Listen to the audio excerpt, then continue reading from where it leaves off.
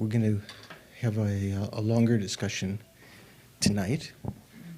This is essentially the third discussion group. The first two were short ones. This is a longer class length one. So let's begin with some meditation and motivation. Sit comfortably with your spine erect and watch your breathing first of all. Place your attention on it as a means to let go of other thoughts, songs that might be going through someone's mind, or conversations or emotional states.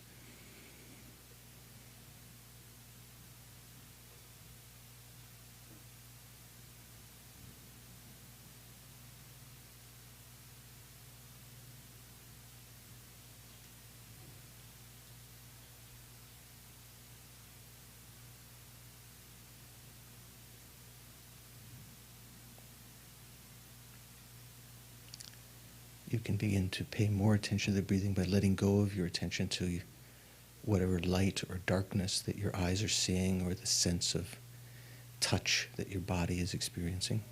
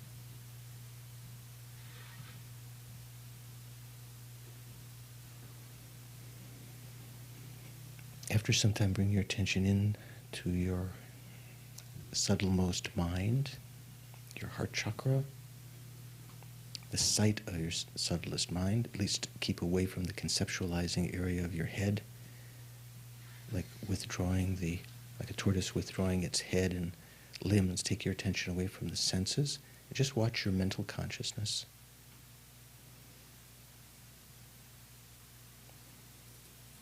Not the content, but the nature of the mind itself, within which the different thoughts and emotions are arising.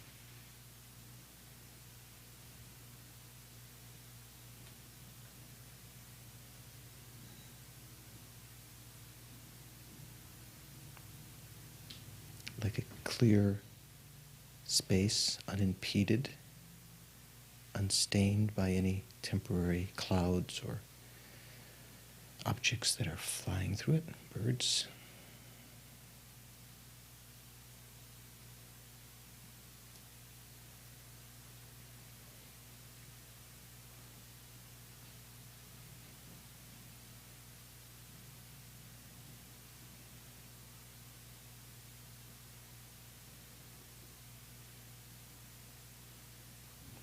Let go again and again of thoughts, of the appearance of your eye consciousness, your body consciousness, and so forth.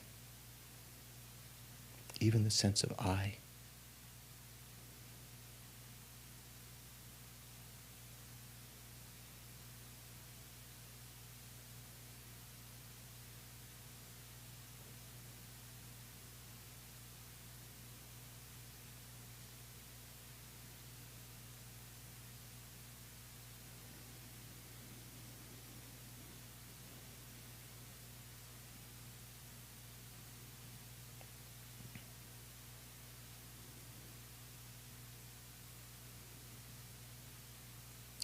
Within this clarity of your mind, recall that we have at this moment received a life of leisure and endowment, which means being born human, free from the unfree states, even as a human,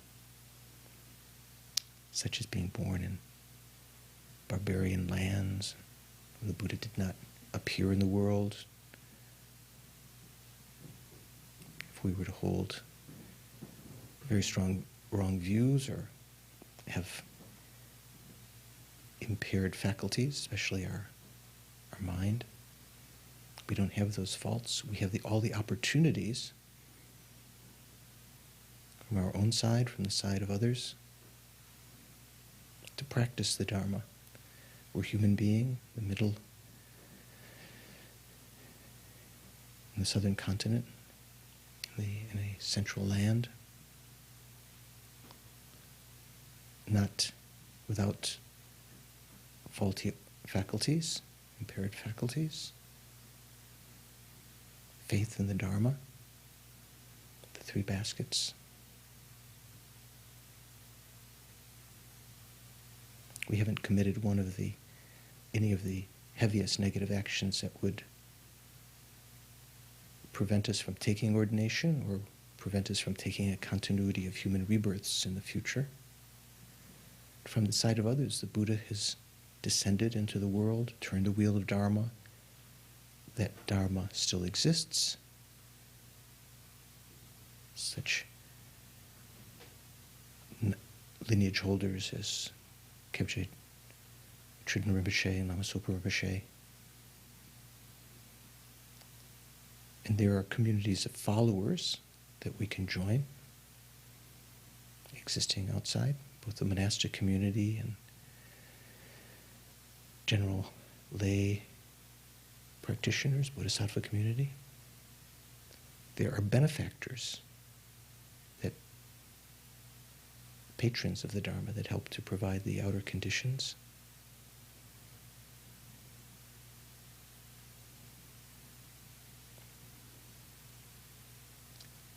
I think in particular of these, I have the fortune of, as though being in the presence of the Buddha, the Mahayana virtuous friends such as Churinoff Rinpoche,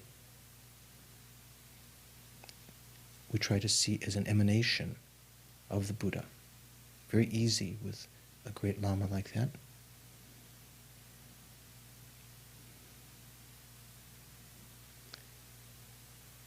This life of leisure and endowment can be used for mundane reasons, to become famous, to have pleasure, to get even with others,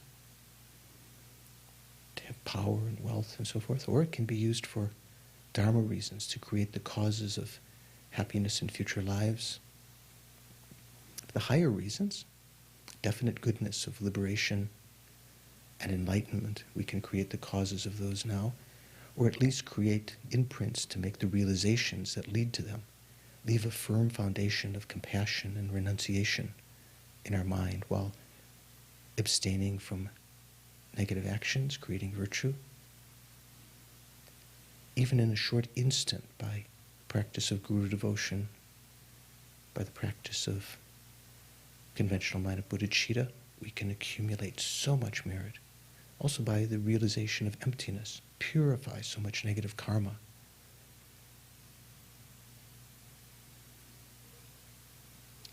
A life like this doesn't come each time. The causes are very rare, very difficult to acquire. It's as infrequent, unless we make special effort, as a blind turtle abiding on the bottom of the ocean that comes up to the surface once every 100 years for a breath. The chance of him or her putting their head through a golden ring floating on the surface of the ocean, the whole ocean over the entire earth, seemingly impossible.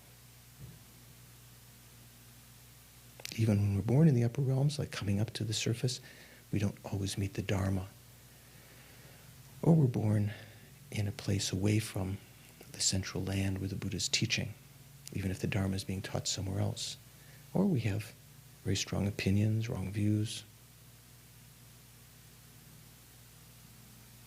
Or we're born in the God realms. This life that we have right now to practice Dharma, that's so difficult to acquire, is also short-lived. It definitely has to be left. We definitely have to die, from this special opportunity, going on to other lives, upper realms or lower realms, we're not sure, but judging by our karma, very difficult to assert single-pointedly we're going to be born in the upper realms again. With every instant, we're getting closer to death. If you think about it, how little we practice, our life is spent in sleeping, and eating, and enjoying, and relaxing. Our youth was spent in non-dharma.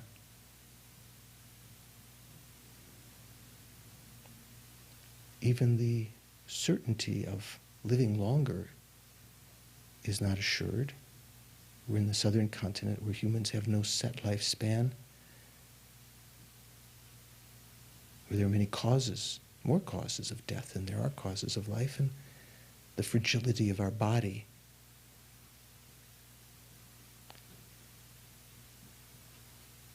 is a condition for the uncertainty of a time of death. Some of us in this room may not live through this year. And at the time of death, nothing helps except the Dharma, our body, our friends, our possessions. Nothing can be taken with us. Only thing that helps is the Dharma that we've created in the past, the karmic seeds that virtuous seeds that we've left in our mind, and the mind at death. Fearless, dharmic, pure, so that we're not grasping ripening negative karmic seeds to become a lower rebirth. The cause of refuge, fear and faith, fear of the lower realms. At first, preoccupation with that, recognizing the hell realms, unbearably suffering. The mind couldn't even for an instant turn toward the Dharma. Even the word Dharma is not heard. Lifespan's enormous, body is very sensitive. Again and again experiencing excruciating pain. Hot hells, cold hells, directional hells outside the main ones, even as in the human realm, sometimes occasional hells. Often we've been born as spirits in mountains, in other areas, hungry ghosts, pretas, insatiably hungry, never finding what we want. Whatever we experience this lifetime, whatever longing, is nothing compared to the suffering the hungry ghosts have. Whatever dullness of mind we have now, nothing compared to the darkness of mind of the animal realm. Being devoured by others, the majority of animals that we don't see every day in the ocean, under the earth, on the surface of the earth, the bugs living on one another.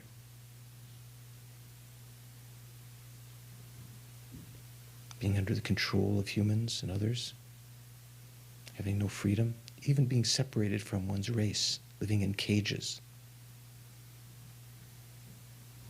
being used for food, sometimes pieces being cut out of you over many weeks to put in the soup on a boat.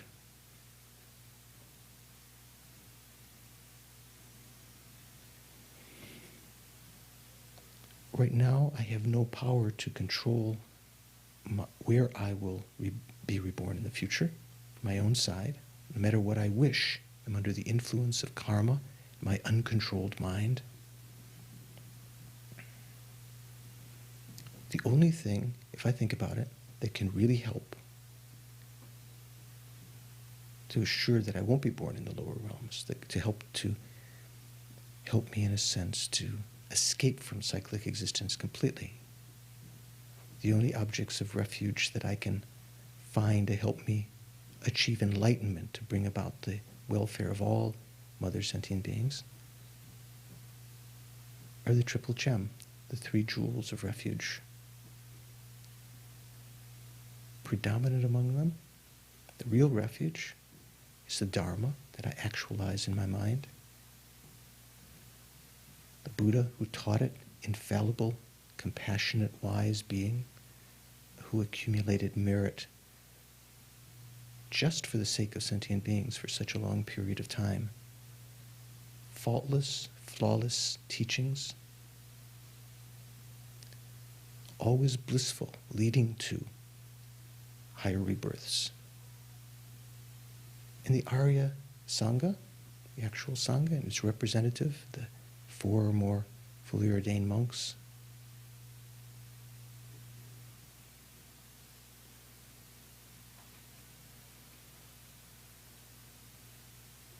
think I'm going to take refuge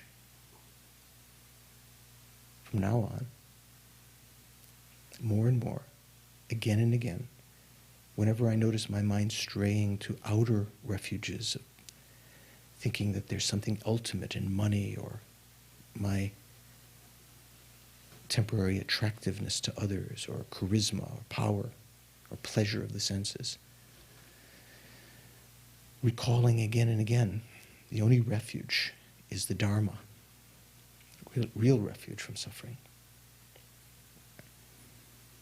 which was taught by the Buddha, practiced energetically by the Sangha.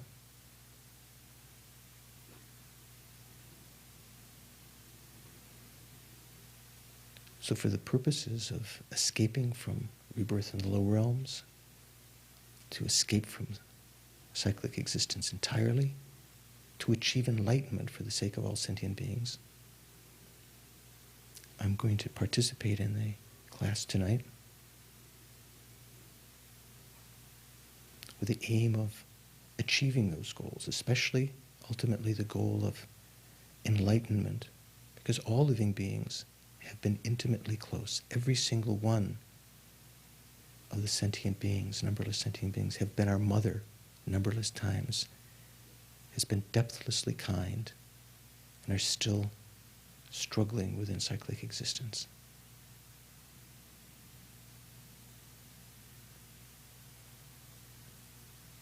So with that sense of bodhicitta, I must achieve enlightenment for their sake. Try to resolve to participate in the class for that purpose. Listen, contemplate, meditate on the teachings on the stages of the path.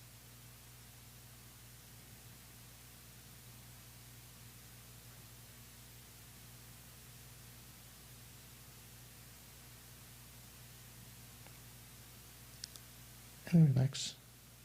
Bring your attention back to the present.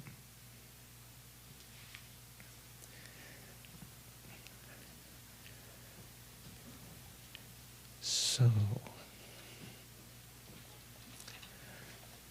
I thought something that might be useful, first of all, is to talk a little bit about the prayer to the lineage lamas. Can you hear okay? You can't hear? Venerable, can you hear me? You want to get closer, Venerable? Why don't you come up, sit up here? Is there another table for Venerable? Yeah. Leo, could you lend Venerable? Oh no, she doesn't have any book. Yeah, I was going to say. Okay. She may not need a table because she doesn't have a book. Okay. There we go. There's another table.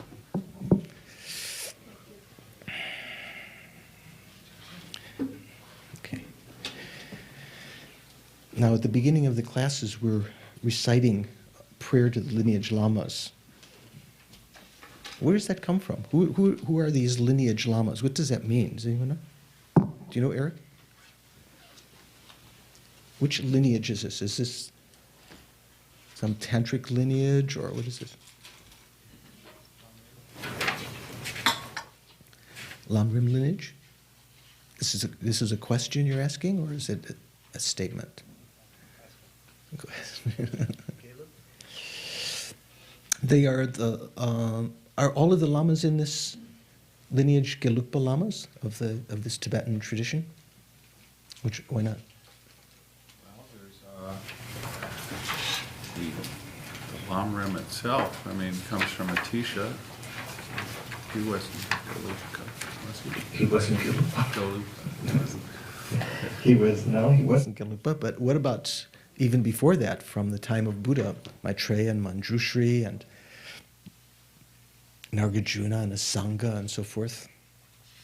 So there's certain lineages that are coming down from the Buddha. All of these are lineage lamas that are coming, succession of lamas. That's what's meant by lineage. One passed on to another, in a sense, their understandings of the Lam Rim in two streams. One of them is called the lineage of extensive, widespread actions. You could say extensive or widespread. What do they call here? Method lineage. Well, usually we say, is that what it says? Method lineage. Usually we say the lineage of extensive activities or widespread, gyatjawa. So this is mainly the lineage that talks about bodhicitta and the bodhisattva's activities, the method side, how to develop bodhicitta and so forth. And then there's the other lineage, other stream of the teachings that have come down that talk about what? How to cook, exercise, tai chi, meditation. No. Get the method. Wisdom, the wisdom lineage. Well, also the bodhisattvas in the method lineage also meditate on bodhicitta. So meditation on emptiness, sure. So that's called the profound lineage. Here it says the wisdom lineage. It says method and wisdom. So in a sense, the lineage of extensive deeds is the lineage of that tells about the special method of bodhicitta, and also all of the other methods on the conventional side, renunciation, observing karma, and so forth. And the profound lineage, starting from the Buddha to whom? Who's the second? Who did Buddha pass the profound lineage on to? Ananda. No. Even in the Theravada tradition, I don't think Ananda's. Usually in the Theravada tradition, the individual that's considered best in wisdom was what?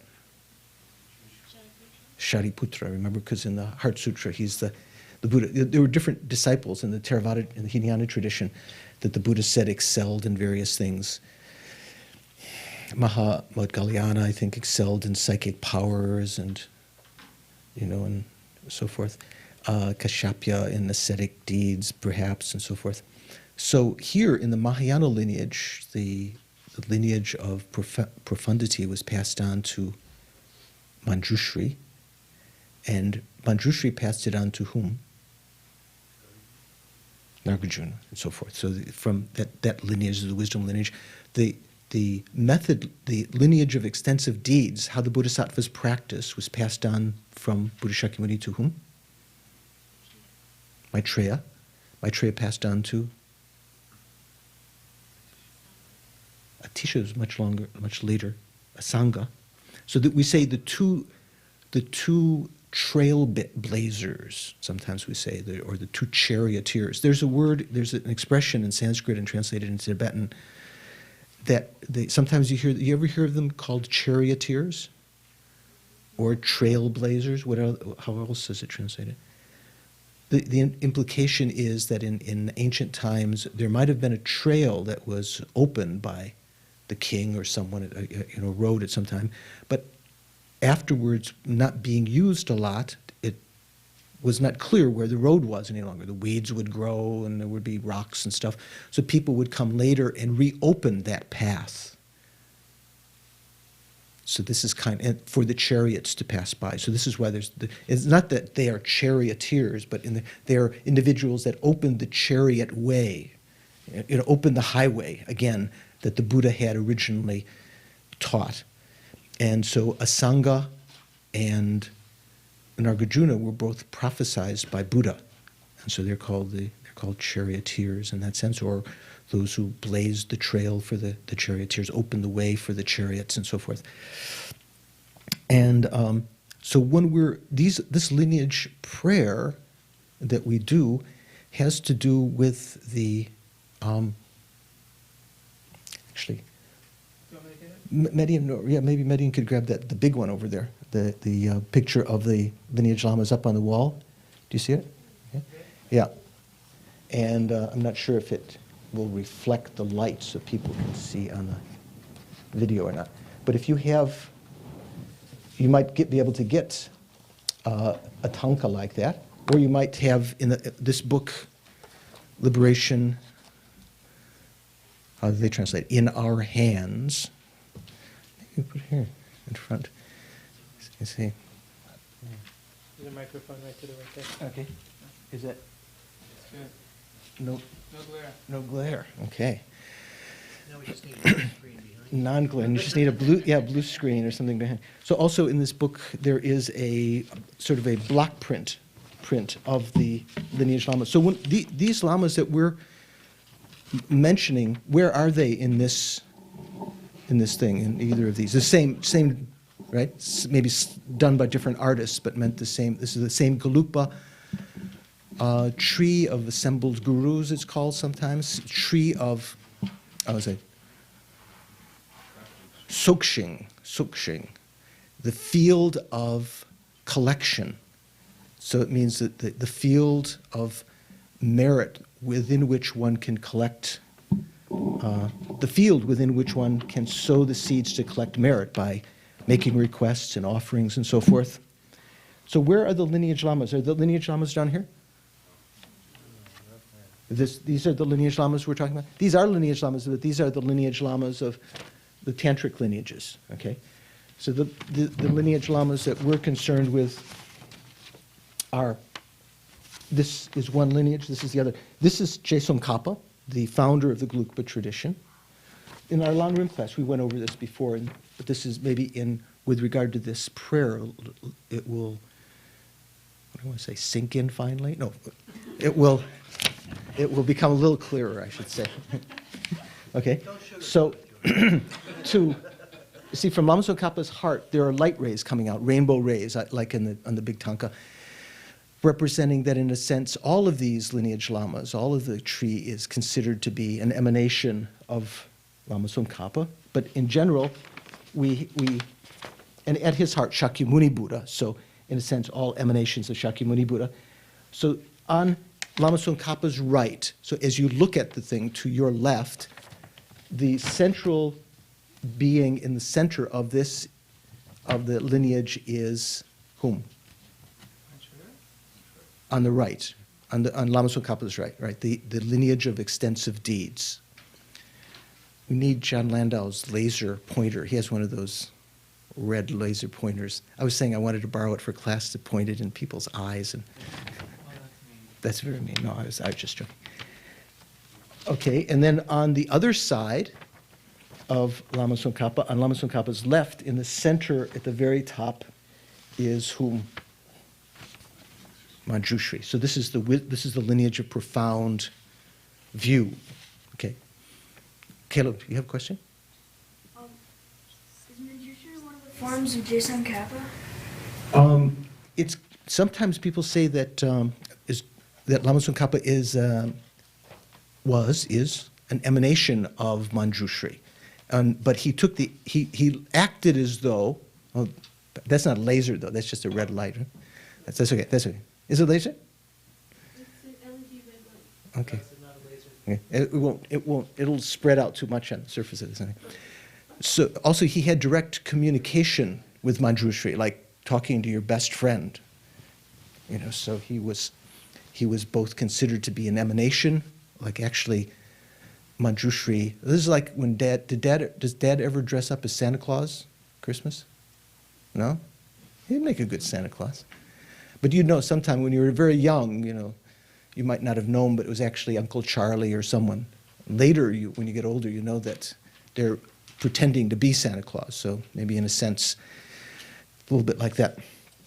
So these lineage lamas that we're praying to. First of all, we make a prayer, Pelden Sawe Lama Rinpoche, O glorious Guru, please come and sit upon the lotus seat on my crown. Okay? Pelden, glorious root Guru, precious root Guru. Dagi Chiwar Pede Deng Shukla, please sit, abide on atop of the lotus cushion on the top of my head, on my crown. And out of your great kindness, take care of me, guide me with your great kindness. Kadin means kindness, honorific. Kusum Tuki Ngudup Selduso, please grant me the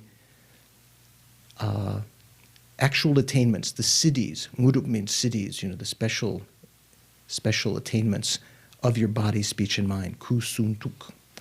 And at that point, if you were visualizing the entire tree of assembled gurus, you'd imagine a duplicate of Lama Tsong Khapa comes to the crown of your head and faces forward and acts as your emissary as you're requesting the other gurus. Sort of like if you go and ask, President Bush something, or whoever, if you have along a senator who's standing there and saying, yes, this person really needs to have that special concession or whatever, his street fixed or whatever, there's more chance of someone influential. So here you're calling upon your root guru and to come to the crown of your head, and as you make requests to the lineage lamas, it's as though they're vouching for your sincerity and so forth. And then you begin making requests to these various gurus of the profound and for the extensive and profound lineage. So we begin with the extensive lineage. So it says the founder, the Bhagawan, the incomparable guide, incomparable guide. Don't the British say incomparable, don't they? They have different emphasis, I think, sometimes on different syllables. Maybe not that one. How do you say? Oh, you say incomparable? Yeah. I think sometimes we say incomparable. So it's not right, huh? Scotland is incomparable.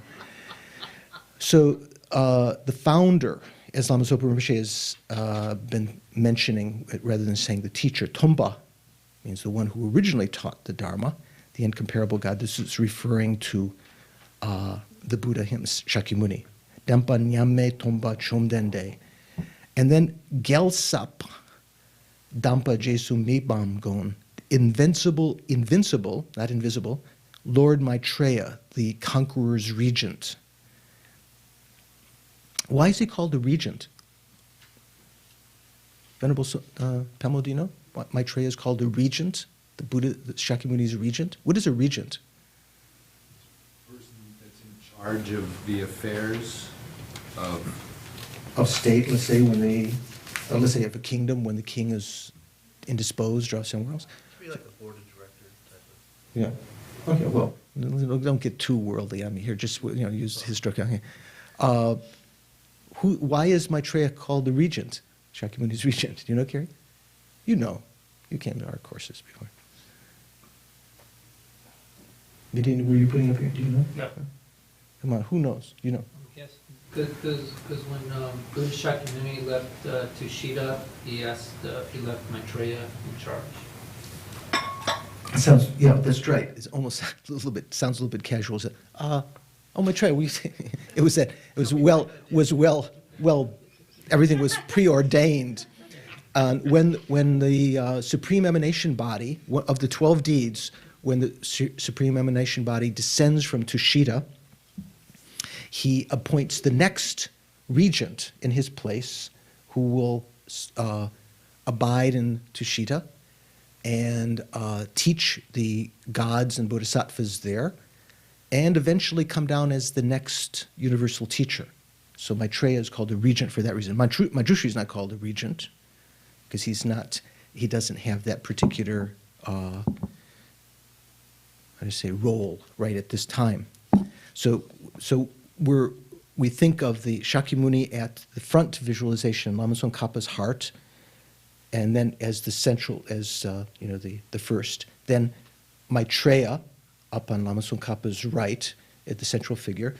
And then Arya Asanga, whose coming was prophesied by the conqueror, or who was prophesied by the conqueror. So Asanga and Asanga and Nagarjuna were both prophesied by the Buddha in various sutras. To you three, Buddhas and Bodhisattvas, I make request. Okay, here's a question for Diana. You three Buddhas and Bodhisattvas, I'm not sure, is that clear? Who are Buddhas and who are Bodhisattvas in that group of three?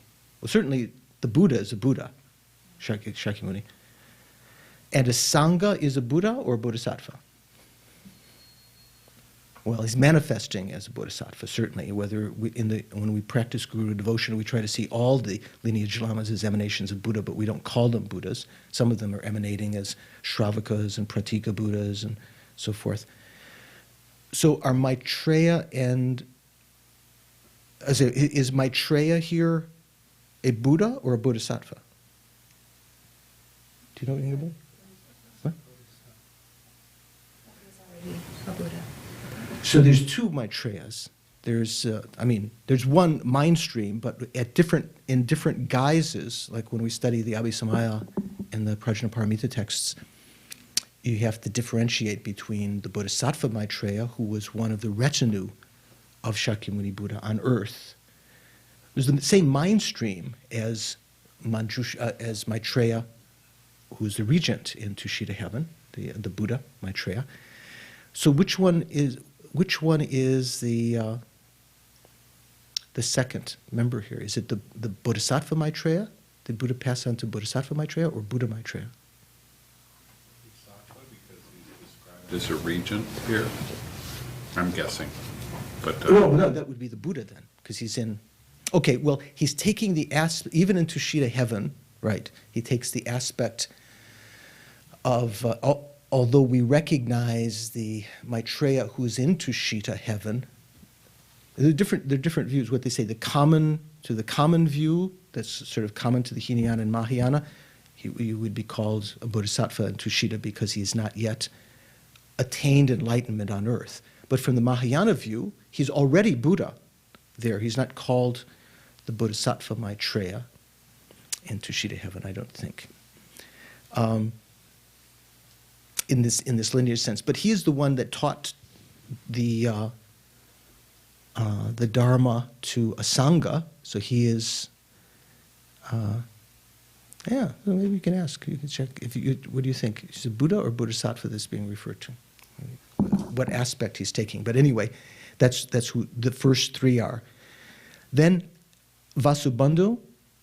Who is Vasubandhu? Just some guy?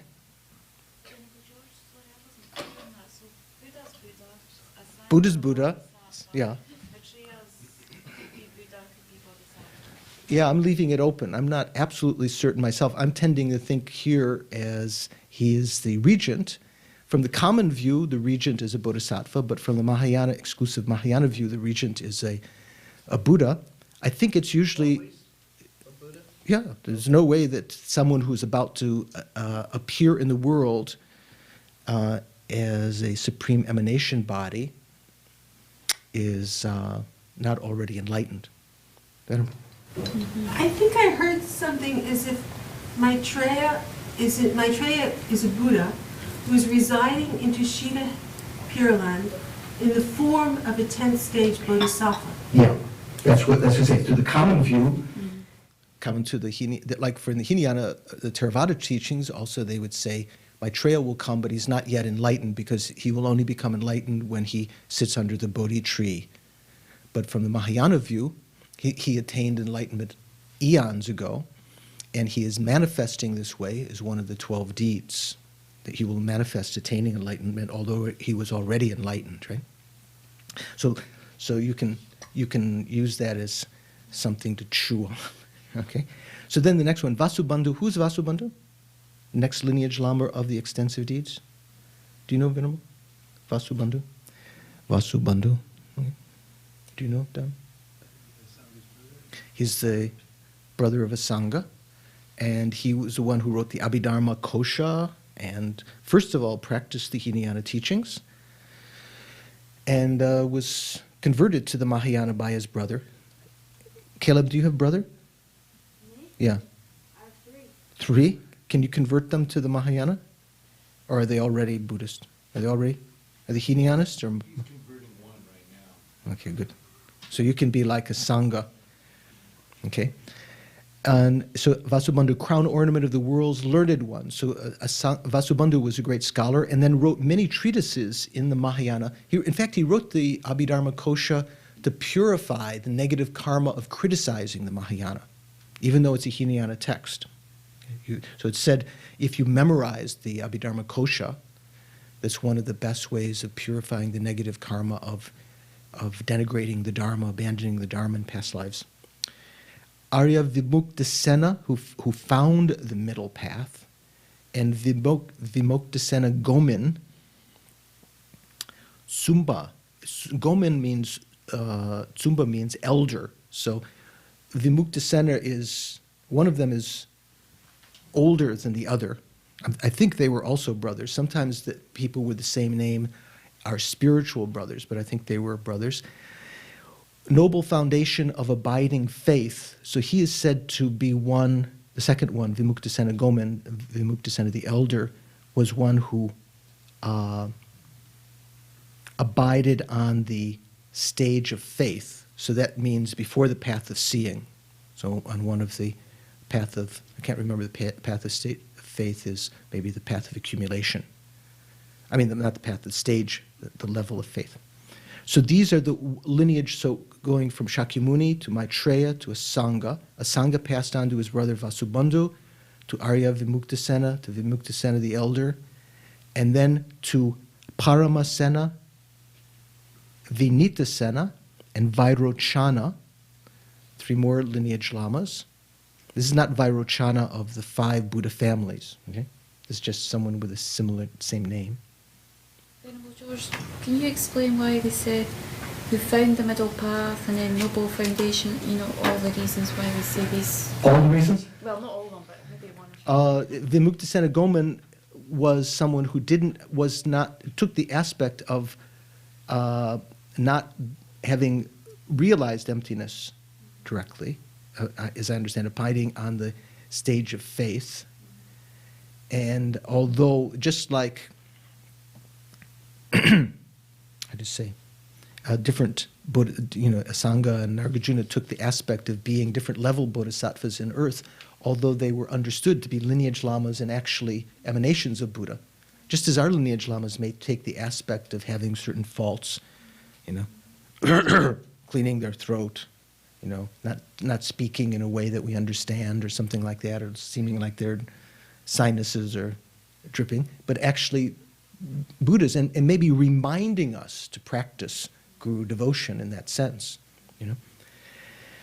So Paramasena, I can't say much about. Vinitasena, Vairochana, and then Haribhadra, we know more about. Haribhadra was the one who composed the main text that all of the different traditions used to study the Prajnaparamita. He wrote two commentaries to the Prajnaparamita that are very famous. One was on the 8,000 verse, and one was on all 3, the 8,000, the middling, the 25,000, and the 100,000 verse, Tibetans called Deba Dunsel, I forgot the name, the Sanskrit name. So that's a text that many of the monks memorized by Haribhadra, Sengi Sangbo in Tibetan. So that was passed on to him, getting in the Middle Ages then. Then Kusali, holder of the conqueror's instructions. Then it says Ramasena. Actually, in the Tibetan it says Gewa Chen, which is another, because this other one is Kusali the younger. The first one is Kusali the elder. Before you had the elder coming later. Here the elder comes first. Kusali the elder and Kusali the younger. So Gewa, you know what Kusali means? You know Kusali Sok? Anyone? What does Kusali mean? It's to do with offering the body, does it? It means virtue. Oh. And so, or someone with virtue, virtuous person. So Kusali Sok is a sok that you offer to accumulate virtue, like in the Che practice, right? So the name in the lineage lamas here, the second one is Drokun Sewe Jezin Gewa Chen, which is just the Tibetan translation of Kusali. One they write right before that, it says Gelwe Menga Kunzin Kusali, and then Drokun Sewe Jezin Gewa Chen. So the one that's being called Gewa Chen is actually Kusali the Younger. So these are three more. Then Kusali the Younger passed on the lineage to Suvarna Dipa. Who was Suvarna Dipa? Do you know, friend? You know. He was the guru of Atisha. He wasn't Atisha, he was a guru of Tselingpa, Suvarna Dipa, Dvipa.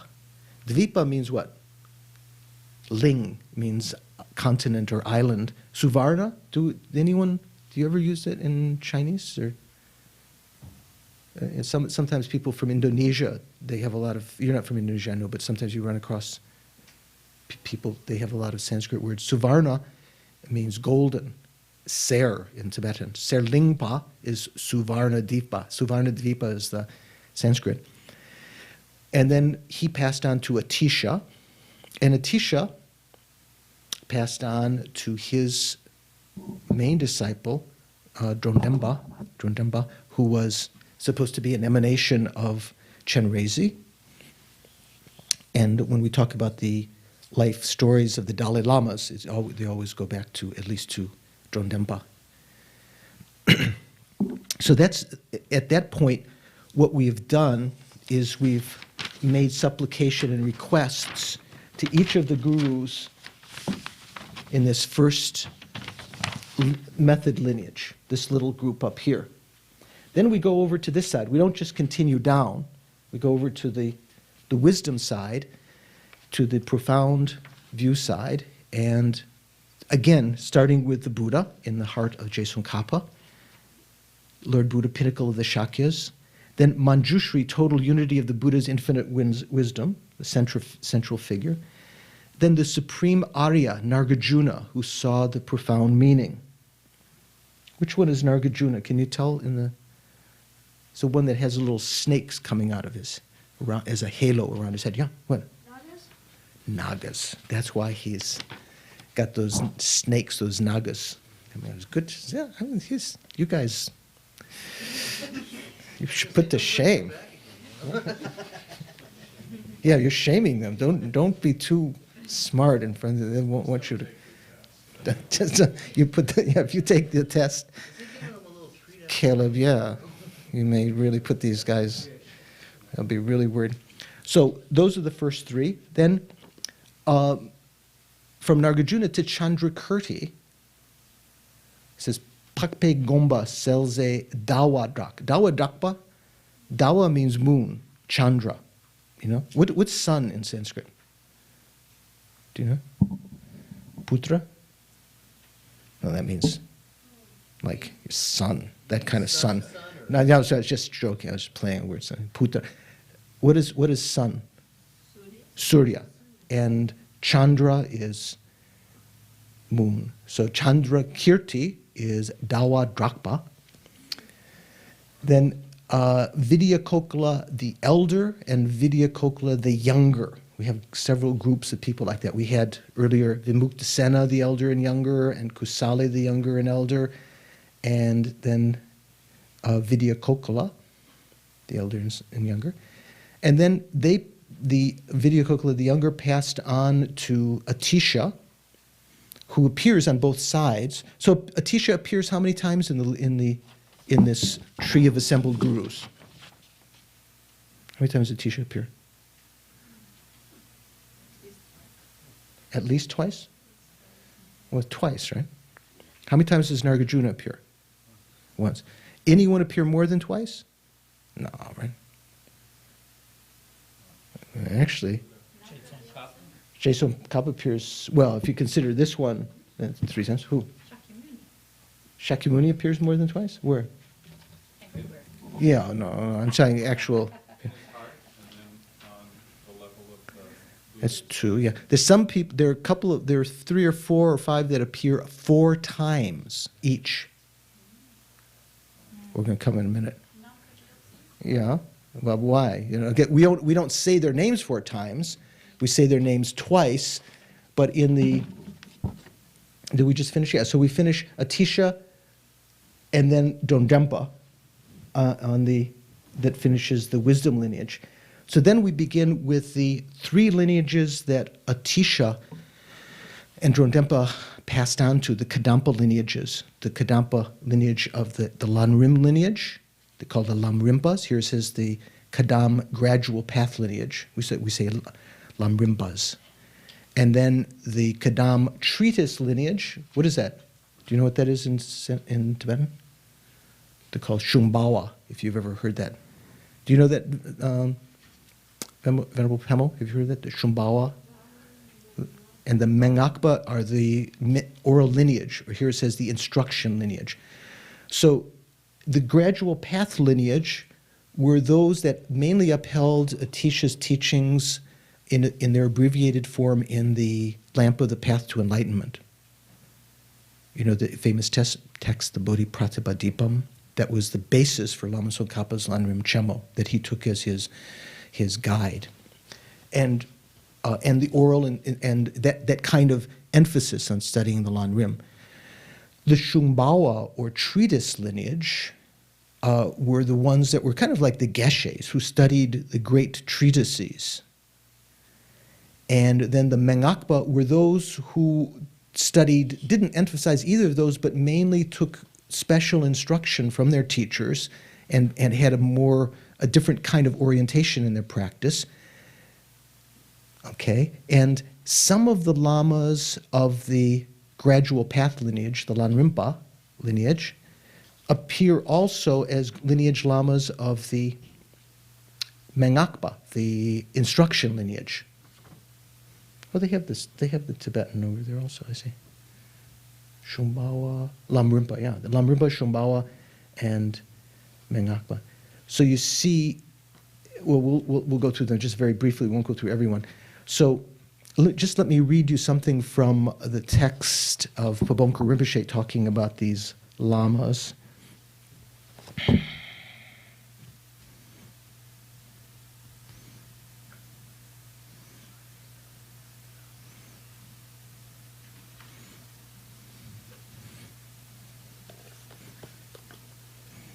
Let's see, what was I going to say? I forgot what was one thing I was going to read to you here. Lam Rim followers. Next, so let's consider how these various groups of gurus are visualized in the merit field. Separate groups of gurus, one representing the widespread activities lineage. Which is that? That's the widespread activities, means the method. What's called method here, but it's actually more correctly called the widespread activities, or the extensive activities. That means the Bodhisattva's activities, talking about the Bodhicitta side of things. Separate gurus, one representing the widespread activities lineage, and the other the profound view lineage, surround Maitreya and Manjushri, right?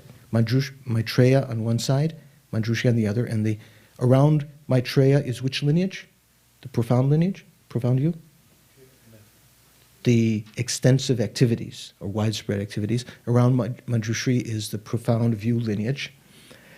Both of these lineages reach up to Atisha and Dondempa. So Atisha actually was an individual who received both of those lineages, the first individual who received both of those lineages. There's no one else before Atisha who was a member of both lineages, right? So Atisha is actually in both of those lineages, also Dondempa. Next, the group representing the Lam Rim followers appears twice. Once below the gurus of extensive activities lineage, and again below the gurus of the profound view lineage. Okay? So although you recite their names once when you're making the requests, they are twice. So which one is the Lam Rim lineage of these? There's 3 groups here. Can you see? Which one is the Lam Rim lineage? No. There's 3 groups. One is Lam Rimpas, one are the Shumbawa, the treatise followers, and one is the followers of oral instructions. Doesn't it say in your text? There's on page, here you have your book with you, right? This is looking in this book. It's on page 237. A, B, C, D, E, F. So the D, here we have the gradual path lineages, the ones in the center. So the first guru there is Gombawa. And the reason that Gombawa, the Lam Rim lineage comes first, I think that's why what I wanted to mention to you. It mentions in here, these duplicate clusters, seated as if gathered for a class, are each made up of Gombawa, surrounded by Nirsuba and 6 other gurus. The treatise followers, consisting of Podawa, surrounded by 9 other gurus, also appears in 2 identical sets, one beside each group of Lam Rim followers. Finally, 2 sets of instruction followers made up of Changawa, accompanied by 7 gurus, appear on the other side of the 2 groups of Lam Rim followers. Somewhere he mentions here why the Lam Rinpas are mentioned first. I think he says that because Gombawa was the eldest of Atisha's disciples, is the reason that lineage is given first. Okay, I don't see exactly where it is right now, but it's mentioned there. So some of the of these lineages, let's say the lineage of, let's look at the graduate. So we're reciting these. As we're reciting in class, if you can think, now on both sides, the extensive lineage and the profound lineage, they're after Atisha and Drondenpa. In the center, the next of the Kadampa lineages are the Lam Rimpas, and the centermost deity, guru there is Gombawa, magnificent, powerful yogi, it says. Then Nerzupa, who has a stable concentration on the profound Tagmapa, and then Namke Senge. Then after that, the next 4, Namke Gelpo, Senge Sangpo, and Gyaltse Sangpo. I had mistakenly thought that just was referring to 3 of them. There's actually each of those 4 lines. This verse that has a similar one in the other lineage is the only verse, along with one other, that has 4 gurus in it. 3 gurus? 3 minutes. Oh, 3 minutes, I thought. 3 gurus. Usually there's 3 gurus and then the last line of supplication. Here, the last line is also one of the gurus, so there's 4 gurus there. And then the last one, Namka Geltsen. Then there's the Kadam treatise lineage.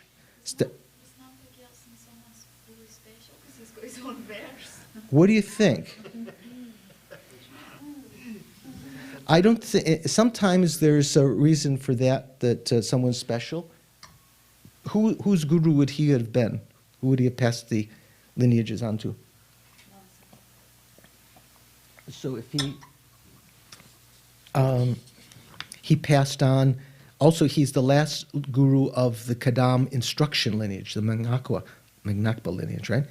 But also, there's the last of the gurus of the treatise lineage, Chokyap Sangpo, on page 13 and 14. Okay, the first paragraph at the top, on the left and the right.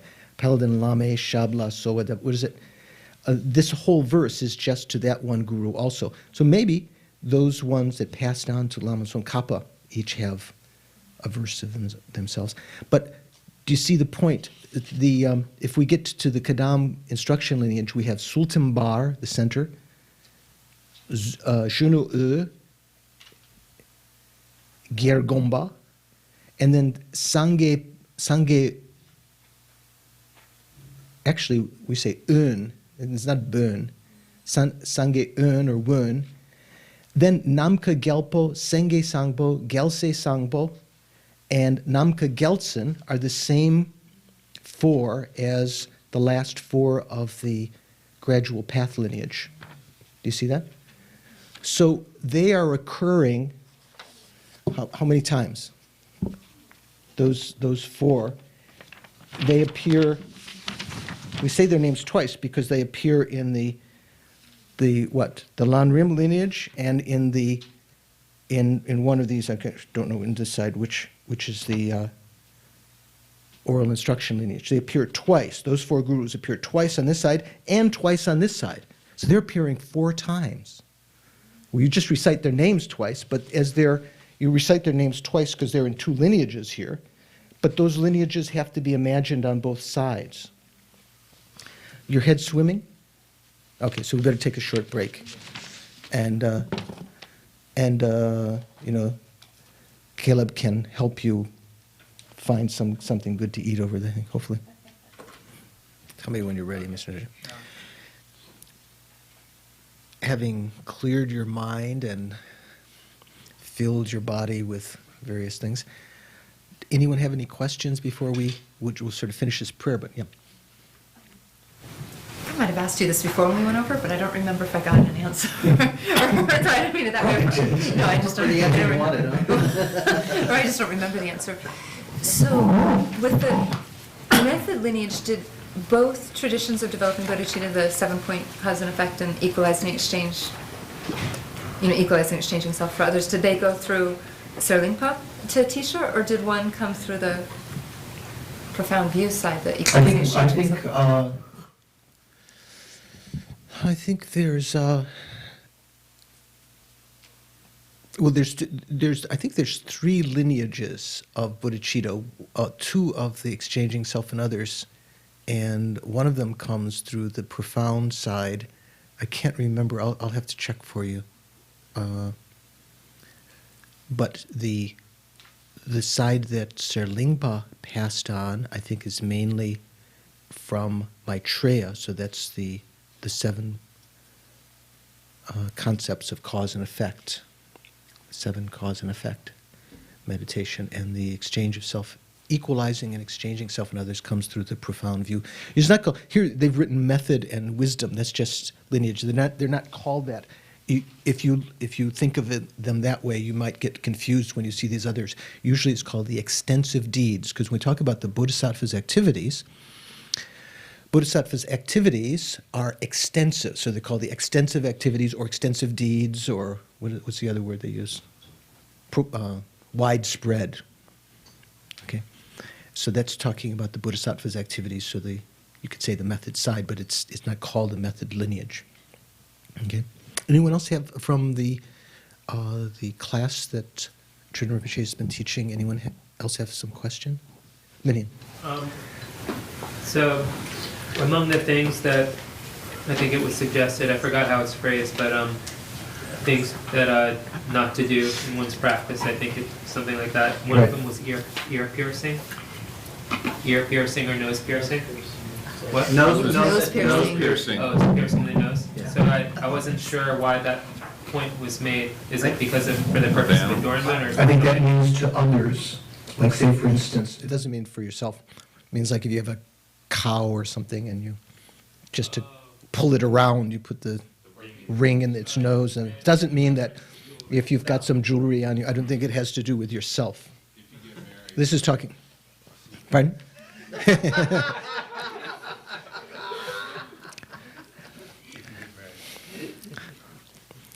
Okay. Okay. So we have then, as we recite this prayer, first we go through the lineage of extensive, the first part of the lineage of extensive deeds before the Kadam lineage up here. Then we come over to the beginning of the profound view lineage until the Kadam. Then we mention the Lam Rimpa, which are in the middle, and the Shumbawa, the Kadam lineage of the treatises, the kind of study the texts, not just the Lam Rim text, but like when we're studying in our basic program and the Geshis would study. And then they mentioned the Mengakpa lineage.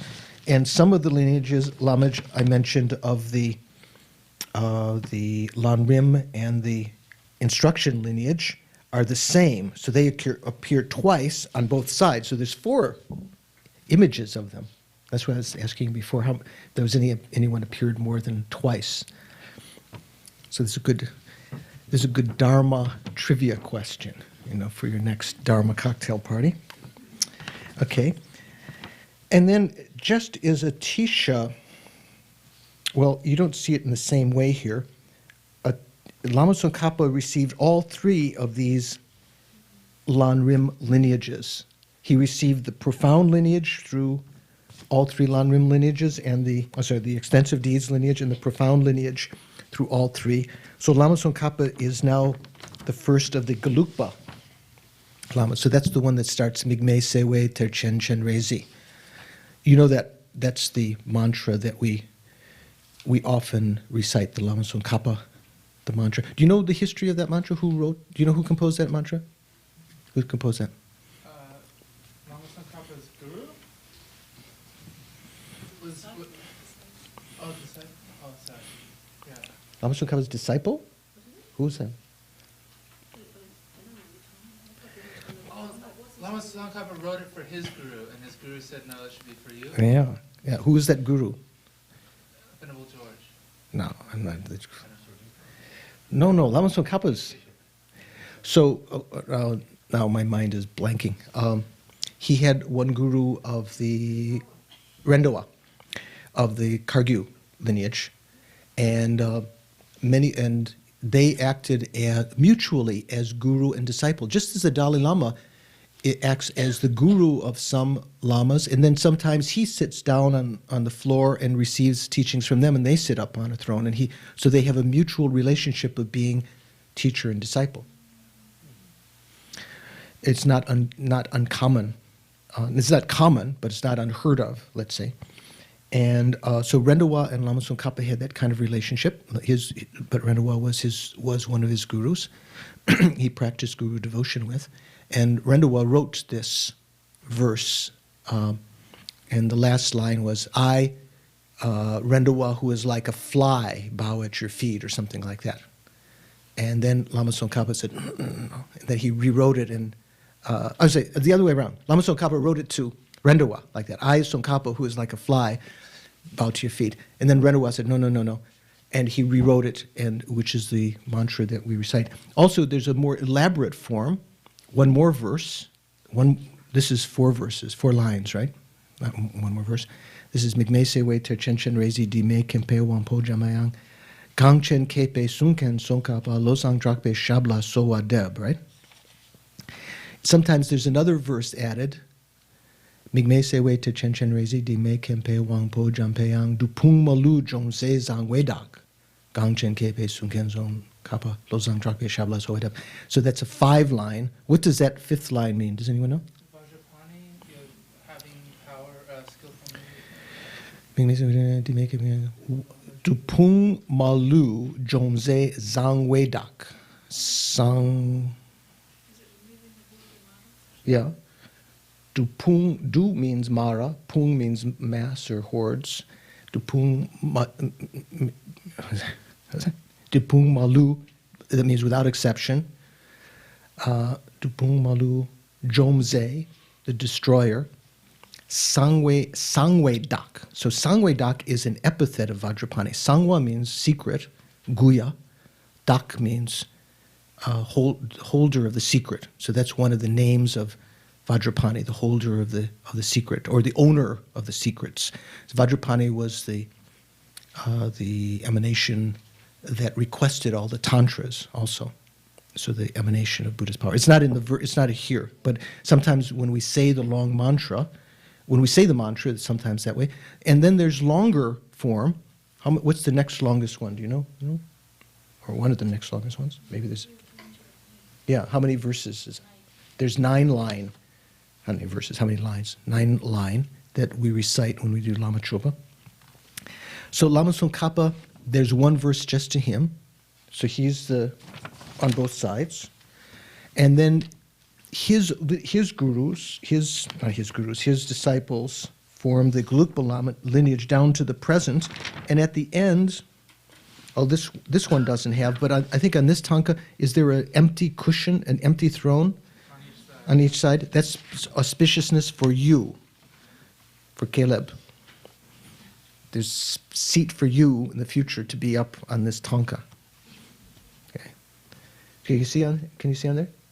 Can you zoom in on that seat? Yeah, there's one there with the green aura. One with the green aura? And then there's one there with the black. Oh, that's George's. Okay, the black one. Green, I'm not sure. Maybe that's Caleb's or that's Venerable Angie's Tara. Okay. So these are the Gelugpa Lamas. He passes on. It is not mentioned Gyaltsab-je. Gyaltsab-je is not one of them. Jambil Gyatso, powerful, accomplished practitioner, was, I think Jambil Gyatso, wasn't he the Lama that wrote the rays of the mind training, like rays of the sun, the Nima User? Do you know Venerable Pema?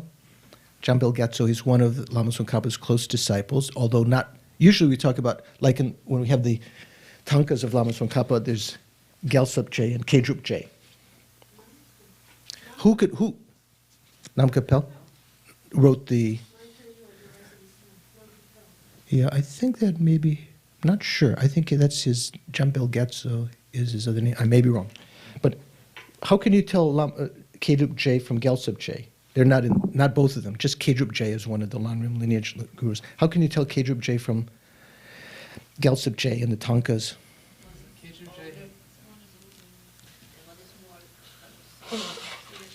One is bulging eyes. They're very wrathful, because that's Kedrup-je is supposed to be emanation of Vajrapani. And Gyaltsab-je is supposed to be emanation of Chenrezi. He looks very kind, and looks a little bit older. And Lama Tsong Khapa, as Kilip had said before, is supposed to be emanation of Manjushri. So the lords of the three families. So here it goes from Lama Tsong Khapa, this Lam Rim lineage goes from Lama Tsong Khapa to Jambil Gyatso, the Kedrup Rinpoche, so Kedrup-je, who was one of the two disciples, and to Baso, here it says Baso-je, Baso Chukyi Gelsen, who I think was related to the Gelwa and Sapa, or was coming later. Anyway, you can find the names in more elaborate form on page 238, 239, 240, 241, 242 in this volume 1 of the Liberation of the Palm of Your Hand. So then it goes to Chukyi Dorje. So when we received the Mahamudra teachings recently, this was what would Chukyi Dorje be in Sanskrit? Your name was what? Chukyi Chusang, yeah? So Dharma Bhadra. So Chukyi, was it? Chukyi Dorje, or Chu Dorje would be what? Dharma Vajra. Dharma Vajra was the Lama who achieved enlightenment in one lifetime through the practice of Mahamudra in the Gelugpa tradition. So he's one of the lineage Lamas there. So if you know some of these stories, like I mentioned in the tea break, if you take a look at Geshe Wanggel's book, Door of Liberation, there's a lot of the stories of the Kedrup, of the Gelugpa Lamas. Also, Jan Willis's book about the lineage Lamas of the Gelugpa. And you can start to collect a little sketch of many of these Lamas, and then as time goes on, you can check about the other ones. So you have more of a feeling as you say these. Gelwa and Sapa, do you know anyone knowing about Gelwa and Sapa? Who was he? Just some guy? He achieved enlightenment in one lifetime, but what was, do you know some of the distinguishing feature about him? Yeah, Rinpoche says because he didn't do it by being ascetic, he did it by enjoying pleasures, not by being so ascetic. Usually, what we talk about, very famous in the Kargyu tradition, Milarepa achieved enlightenment in one lifetime, but he had lived in the mountain without any possessions and, took that aspect. Gelwa and Sapa lived as had his own labrang, his own housing unit, and had servants and everything, and achieved enlightenment that way. And Lama Yeshe used to like to say, you don't have to think in order to achieve enlightenment, you have to be poor and, have the meagerest of things. If you have the right karma and your mind is renounced, you can achieve enlightenment even in a very opulent way like that. So when our dear Thupten Angmo began her first 3-year retreat, I said not that she's finished any, but when she first began to do a 3-year retreat, remember there was a picture in Dharamsala on her house, and that was Gelwa and Sapa, to remind, because she had this big. Have you been to Tushita? Do you know the house that they call it Angmo's house still, or yeah? So that was the sort of the most opulent place around, wood floors and carpets and everything. So Lama was trying to, so that people, the Tibetans, wouldn't criticize, saying, the Ingis, the real meditators live in the cave or dinky little cabin, the Westerners have these opulent things. And Lama Yeshe was reminding them, it depends on your karma. You can achieve enlightenment like Gelwa and Sapa also. So Chukyi Dorje, Gelwa and Sapa. Sangye Yeshe was one, I think, of the, I'm not positive, I think one of the Pension Lamas. Losang Chukyi Gyaltsen, one of the Pension Lamas.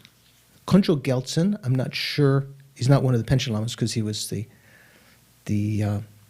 spiritual son, so he wouldn't be emanating, there wouldn't have been two Pension Lamas at the same time. Losang Yeshe, I think another Pension Lama. I'm not sure of the first one, Sangye Yeshe. Maybe not. Venerable? Yes. I'm just like going from here, it's not. Does it say the does it have Pension Lama in the region?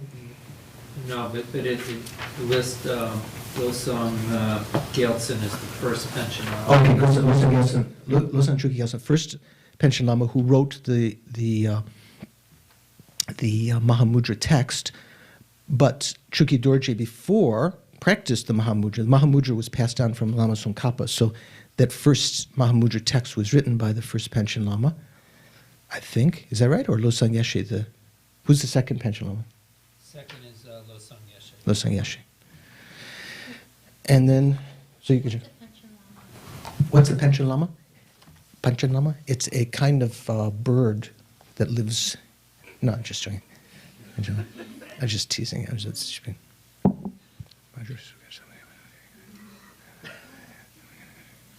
Just teasing. Shouldn't make fun. The Pension Lama in Tibet, there were, in recent times, I say the last 500, 600 years, there were two lamas in the Gelugpa tradition that were considered to be the sort of the highest. One was the Dalai Lama, who took in more recent times both the spiritual and temporal leader of Tibet, and the Pension Lama, who was sometimes the one who was responsible for ordaining the Dalai Lama. They acted as teacher-disciple to one another like that. And Pension Lama was, when the Dalai Lama left Tibet in 1959, the Pension Lama stayed behind and took the aspect of being brainwashed by the communist Chinese. And some Tibetans who didn't understand thought he was a traitor, because he would eventually he gave back his ordination. He had a Chinese wife who was his, what's the word, prison guard or torturer, I think, before he married her. And I talked to one, when I was in Tibet, I met the Pension Lama on our trip to Tibet in whatever it was, 19, when did we go, Pima? 87. And had a chance to talk to him a little bit, and some of his very close attendants. And there was one story about how when some Tibetan came to visit him in Tibet and said, how you make these statements sometimes that sound like they support the Chinese government. And the caretaker, the Chinese caretaker, the communist Chinese person who was always with the Pension Lama to make sure he didn't do anything inappropriate, was out of the room at the time. And they were listening. Supposedly the Chinese could hear. They had microphones everywhere. But so the Pension Lama said, just look. And he took off his shirt and showed him all the scars on his back where he'd been whipped and everything. And in, what's it called? In mind, not brainwashing, but what are they called? Re-education. No, re-education. Re-education. So no, I didn't see the scars, but I was told this. And he passed away some years ago, and now his present reincarnation was the object or the subject of much controversy. The Dalai Lama recognized one boy as the actual incarnation of the Pension Lama. The Chinese communists said, no, you don't have anything to do with it. We recognize, It's sort of it's sort of like a lottery. I mean, there's a tradition in Buddhism where we go before the Joje, the statue of Buddha and Bodhgaya, with you take little bowls of tsampa in water, they call pak, so dough, and in each one you put the names of the various candidates. If you can't decide one or two candidates, and you roll around in in the bowl. You make prayers for the Buddha to indicate which one it is, and which one pops out. That's final. That's sometimes how you decide. It's kind of like a mole, it's kind of like a divination. So the Chinese were saying, "Oh, that's how it's been done." So we're just sort of like they were doing like lottery. They would decide who the Panchen Lama was, and they chose a boy that they kept under their own care and so-called education, and so they were grooming him to be a follower of the communist Chinese, because they knew that the Tibetans have great reverence in these lamas, and they thought they could influence them that way. And then the one who was actually picked by His Holiness hasn't been seen or heard of in years. He was kidnapped He's by kidnapped, us. yeah. And his And family. his family. He knows where he is. he as Crash was saying there, he was the subject of what, Amnesty International? What was the youngest political prisoner or something like that in the world at the time, or something like that. So yeah, that's Panchen Lamas. So Panchen Lamas, where was the seat of the Panchen Lamas? So where was their main monastery? Tashilumpo. So if you've ever heard of Tashilumpo Monastery in Shigatse, that was the sort of the place where the Panchen Lamas resided. We visited there in 1987. So then, where did we come? Then we came to, I don't know some of these, Nawang Jampa, then Losang Nyendrak, and Yondin Sae, then Losang Yeshe. This is a different Losang Yeshe who was, rather than the second Panchen Lama, Lojo Sangbo, Losang Jimpa, and then a verse to just one Lama, right? Kelsang Tenzin. And then, is that right? Is that just, it's just Kelsang Tenzin, right? And then to Tenzin Kedrup. Then to, here it says Dakpo Rinpoche. It's not, how do we say it? Do you know, Pema? It's not Dakpo, it's Dvakpo, I think. It's not like Dakpo Rinpoche, the Lama in France, who is, this is one of the root gurus of Pabonka Rinpoche. There's one verse to him. And then Pabonka Rinpoche is one of the lineage lamas who wrote the Liberation in the Palm of Your Hand. Trijang Rinpoche, Kebje Trijang Rinpoche, who is the tutor, the junior tutor of the Dalai Lama, Losang, also called Losang Yeshe Tenzin Gyatso, who was my abbot, and I took ordination as a novice.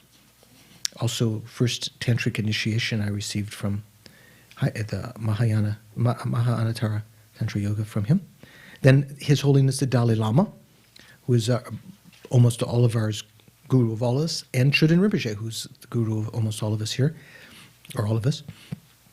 So this is the lineage that comes down to us when we say those prayers. So that just gives you a little bit of, maybe in knowing that information and then having some basis where to check. You can check for more information here.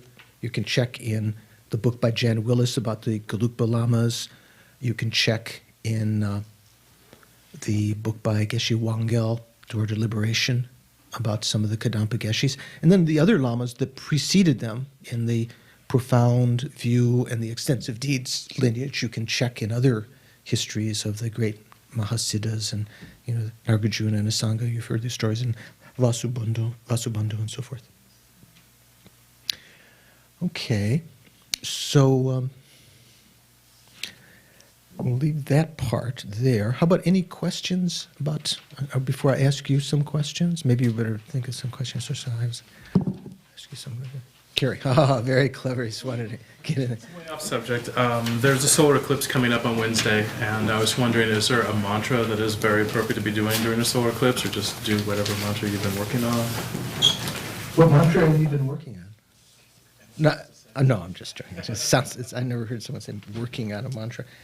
I think you can recite any mantra, but what Kirti Senchab Rinpoche has mentioned, and His Holiness mentions again and again when he teaches about Kala Chakra, it mentions in Kala Chakra particularly at that time, not just in Kala Chakra, but in the other tantras too, but particularly at that time, it's it is more, there's some special synchronicity between the outer situation and the inner situation. Is it eclipse of the sun or the moon? It's a solar eclipse. So that's the more profound. Remember, were you there in the teachings? So remember, she said during that period where you are, it doesn't mean if there's clouds covering, doesn't matter, but where you are, this solar eclipse is happening. At that time, it's easier to cause the winds to enter into the central channel, to cause the winds in the side channels to subdue.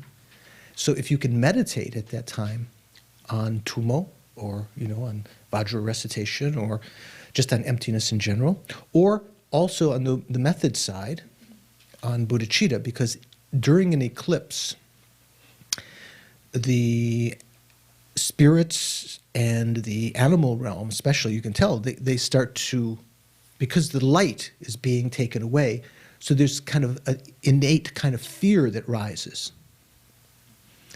So, and just thinking of that and the suffering of all sentient beings, to try to meditate on bodhicitta, compassion and bodhicitta at that time. So I have not heard that there's a particular mantra associated, with that period of time. And it's supposed to be during the time when any portion of the earth, for example, is part of the eclipse, from the beginning to the end during those hours. It's supposed to be especially powerful. No, Rinpoche, either you asked or someone asked. Did you ask there? So you were there? Rinpoche said that it's only where the eclipse is being observable from where you are. It doesn't mean that if there are clouds, it doesn't count. I mean, like say, for instance, as you know, or as Carrie knows, there's different portions of the earth at which the eclipse is visible at different times. So where it's not visible, it still looks like it hasn't the shadow of the... Yeah, and it's going to be between like 4 p.m. and 8 p.m. at night during his teachings, I believe. So. Okay. So at that time, if you just particularly meditate on the teachings with motivation of bodhicitta, and maybe you do some vase breathing meditation, and bring the airs in the central channel, have direct realization of emptiness. Yeah. Then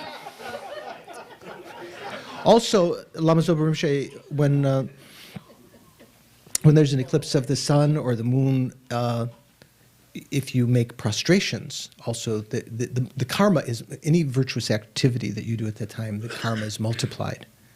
So some reason my imprints for previous lives, whenever there are, at least earlier days, now I'm a little bit better, but whenever there was auspicious days, when the Tibetan New Year or a special wheel turning days or something like this, or eclipse, instead of practicing more, I would just lay in my bed. It must be some incredible negative imprints from past life, being more lazy. Because there was this thing, you had to do more stuff then, and I thought I was, my mind was so lazy. But now I'm a little bit better. I try to do something at those times. So if you can do some virtuous activities, knowing at that time that rather than just hanging out or going to the movie or something at that time, or even if you go to the movie, try to meditate on emptiness. What it looks like is really happening up here.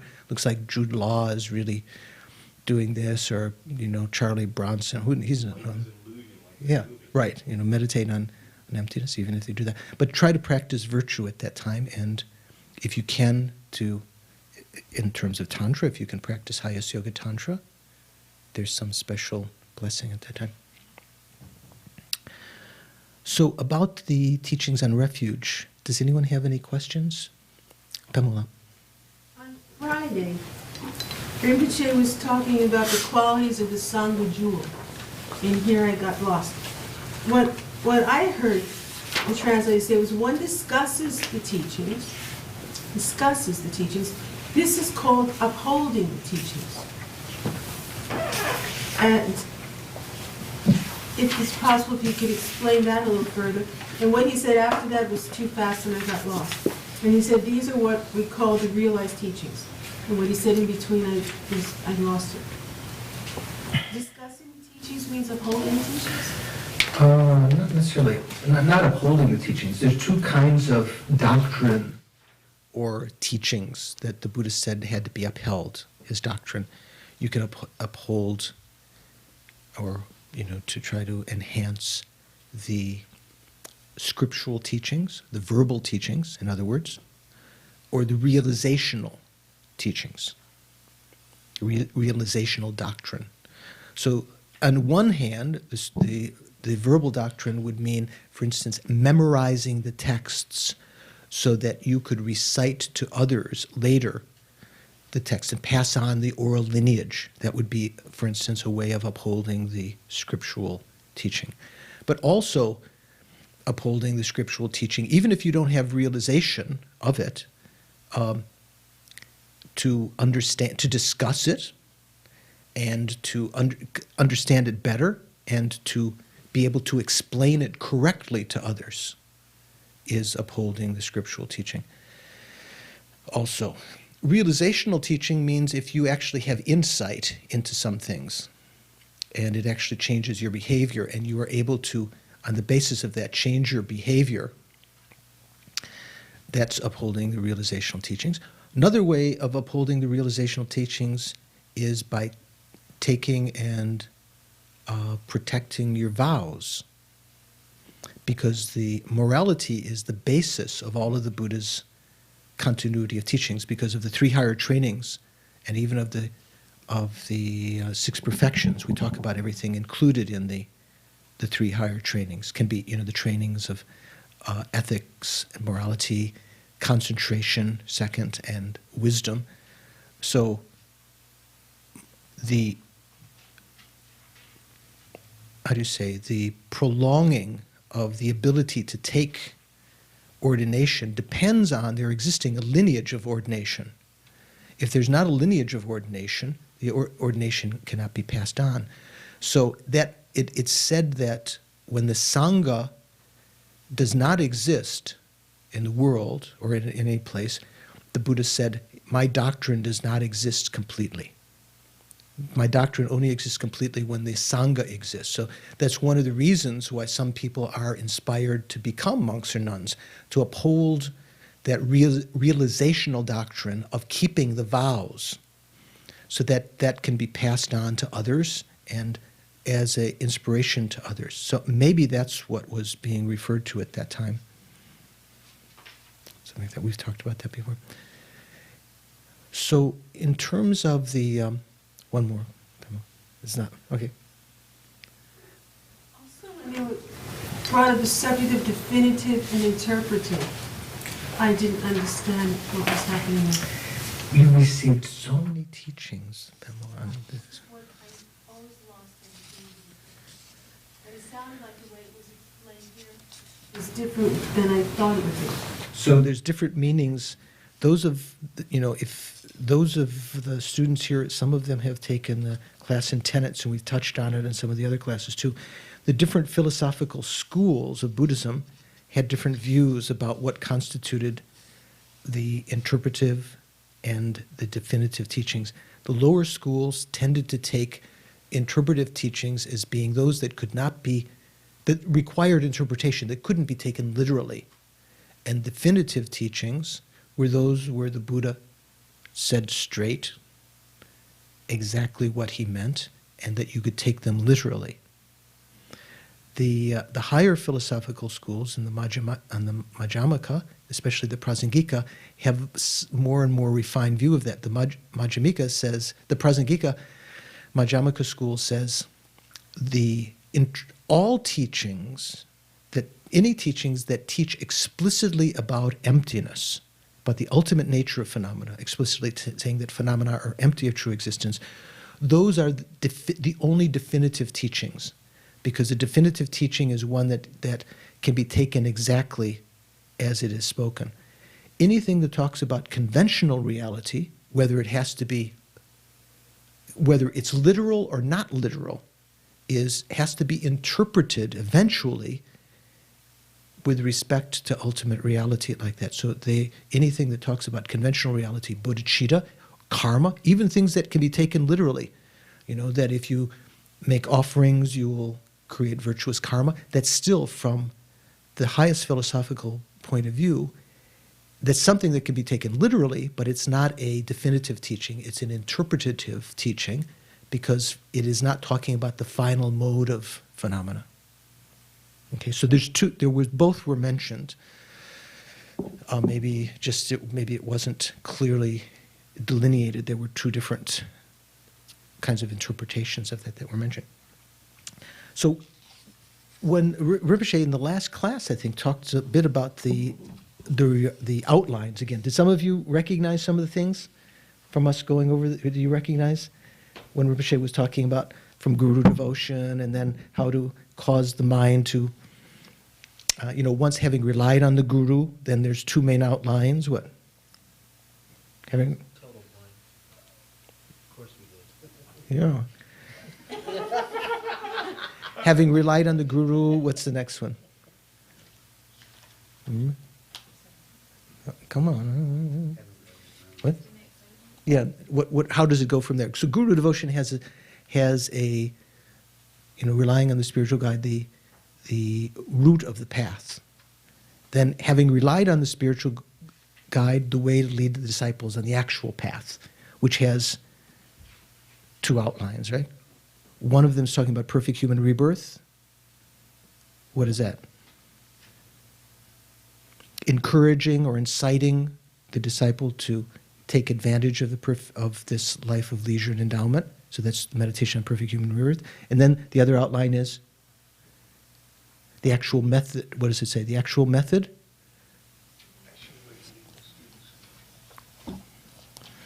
Let's look back. How to lead the student with the actual instructions. So when we look, if you look in the outline in the back, does it have it all together in the back?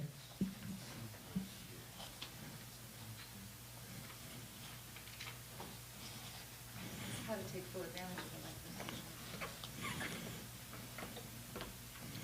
So relying on the teacher, then the stages of how the students train their minds after having relied on the teacher, or training the minds of the students after having relied on the teacher. So the first outline is an exhortation or an encouragement to take full advantage of a life of leisure and opportunity. And the second outline is how to take full advantage. So perfect human rebirth has a separate meaning also.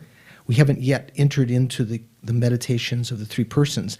Then how to take full advantage of the life of leisure and endowment has the outlines of the individuals of the three persons, okay? The three kinds of scopes. So the small scope person, or inferior scope or beginning scope, their first meditation is having to do with death and impermanence, and that's the actual way to take full advantage of a life of leisure and opportunity.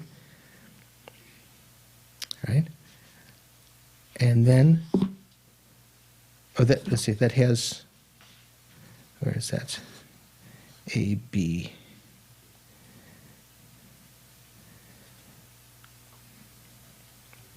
So that was the meditations that we've done earlier on death. Then the meditation on contemplating the suffering of the lower realms, contemplating what will occur in your future life, the happiness or suffering of the two types of beings. So these are becoming, that's a direct cause of taking refuge, which is the chapter that we're talking about now, going for refuge to the three jewels. So this is relying on the means for achieving happiness in the next life. The earlier outline was called what? The one right before that. Developing a state of mind that strives diligently. It would have been I, right? Where's that? Which page is that?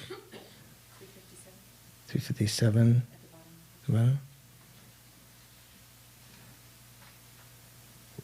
At the bottom of the page. Just developing a mind that strives diligently for the sake of future lives. So that's the one that has mindfulness of death.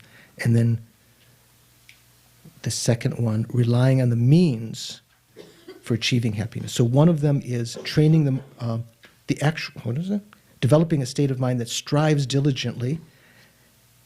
So the meditation on death and impermanence, it gives us the energy to strive. And then the meditation on refuge is the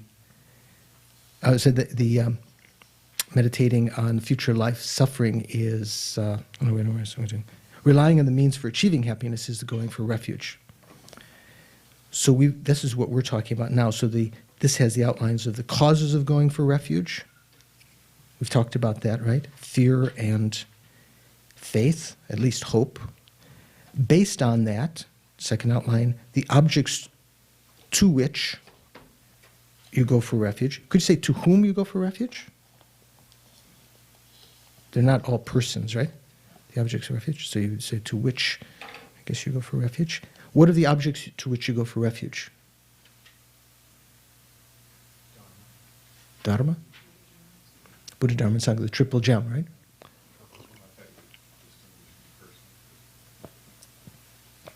Pardon? Nothing? Okay.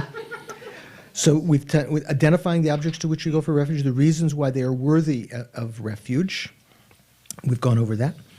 Then the way you go for refuge, this is what we've been talking about in the last days, going for refuge by knowing the good qualities. So, in a sense, knowing the good quality, how is that a way of going for refuge? How is that connected with going for refuge, knowing the good qualities of Buddha, Dharma, and Sangha? You're defining the objects.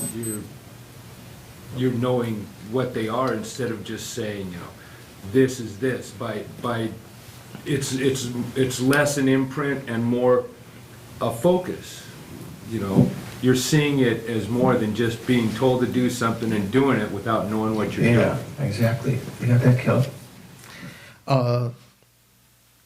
Yeah, I think also it has to do with as you focus on the qualities of Buddha, Dharma, and Sangha, faith arises, which is one of the causes of refuge. Maybe that's part of it also. So we talked about the good qualities of the Buddha. And so we talked about the qualities of the Buddha's body, his speech, his mind, and his enlightened activities, which included enlightened activities of body, speech, and mind. Of those enlightened activities, which is the supreme? Which is the most supreme enlightened activity of the Buddha? Turning the wheel of Dharma, and you could say the enlightened activities of speech. And then so going for refuge by knowing the good qualities of the Dharma. Here they're translating the Dharma as teaching, although you should know the word Dharma, and the good qualities of the Sangha. Then going for refuge by knowing their distinctions. So we talked about that also just in the last couple of days, the distinctions based on their definitions, defining characteristics, their enlightened activities, based on how you make devotion or you rely upon them, based upon practice, recollection, and how they increase merit. How do they increase merit? How do you utilize what's the distinction there? Does anyone know? Do you remember? Buddha, Dharma, and Sangha. Is that fair? Okay. Because you turn your mind towards objects of virtue, or turn your mind towards virtue? So the Buddhas and their representatives, say the gurus, are objects of puja. Remember we talked about the word puja, or offering. That means to please the gurus, to create merit. Actually, the best kind of puja, supreme puja, is the offering of one's practice. So creating virtue, following their advice, that's the best kind. Then how do you create merit with respect to the Dharma? By teaching the Dharma. Well, or by teaching it, by practicing the Dharma. Yeah, actualizing, practicing it, and say, for instance, practicing the various means of accumulating virtue. Sangha, how do you increase merit with respect to Sangha? Venerable, you were reading? By making offerings to the Sangha. Is that what it says? What's it I'm not say? reading it now, I'm just Oh, I thought you were reading it. Where is it? It says is it stage 188? No, is it that far? How to increase merit. Supreme merit is increased through the influence of either persons or the teaching. The Buddha and the community are instances of the former. So you make offerings to the Buddha, or let's say the Guru or the Sangha, and you can increase merit and dependence on either a single person or many persons. The community is a case of the latter. So you increase merit through practicing the Dharma and by making offering to the Buddhas or their representatives and the Sangha. So remember when Rinpoche talked about the Sangha, also he said that the representatives of the Sangha, a group of 4 or more monks. Yeah, are there non-ordained monks? No, thank you. No, okay. Yeah, 4 fully ordained monks. Thank you. 4 more fully ordained monks constitute a field of merit that is as heavy as offering to an Arya being or creating negative karma with respect to an Arya being. So there are many stories in the sutras about karma created with respect to the Sangha. That's, the story of, we've mentioned before, Lam Chung, small path and big path. Do you remember, Diana? I remember hearing the story. Small path was, his brother had become a disciple of the Buddha, eventually became Arhat. Large path, when he was born, his mother had many children who died at birth, childbirth. So when one child was born, she asked some sages what to do. They said to bring it to a intersection of big roads, and every saintly person who came by asked them to bless the child. And she did that, and her child survived the first months and became older, and he was called Big Path, Highway, you might call it today. And when she had another child, she was a little bit lazy this time, and she gave it to the maid to take out to the highway, and the maid was even more lazy. So instead of going to the highway, the big intersection of roads, she just took it to some country small path. And not many people came by, but the Buddha came by and blessed the baby, and he was survived. He didn't have quite the karma as his older brother. He was quite low facultied, you might say. When we talk about sharp faculties and dull faculty, so when he would try to learn the alphabet, if he learned the first alphabet, how long did it take you to learn the alphabet, Caleb? Yeah. What, months? Years? Weeks? Say about 3 months or something. 3 months, pretty good, okay. Here, maybe. So this guy's small path, he never, it took him a long time, much longer than that to learn the alphabet. When he learned A, essentially, there's different letters in the Sanskrit alphabet, he'd get that down, okay, A, actually it was Ka, but anyway, say A, got it, okay. Then his brother would teach him B. Finally, a long time he'd get B, by that time he forgot A.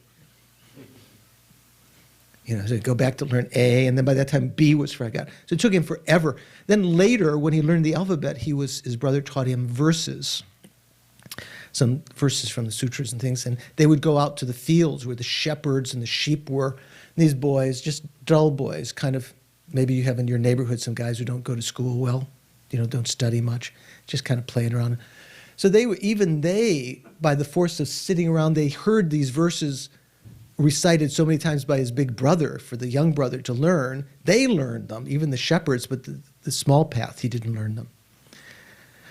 So finally, his brother was just disgusted and didn't want to have anything to do with him. And the Buddha interceded and said that he knew that he had the karma to become a monk. So he had him, first of all, clean the shoes of the Sangha, the sandals, outside the meditation hall, which was one way, because the Sangha is a very heavy object of karma. And then later, when he'd accumulated some merit that way, he had him clean the meditation hall. So whenever you do something at a meditation center for the spiritual community like that, you create incredible stories of virtue. And eventually he, in that lifetime, became an arhat. The two brothers, they were both arhats. They're in the great beings. So the Sangha is a object of collecting of merit, like that.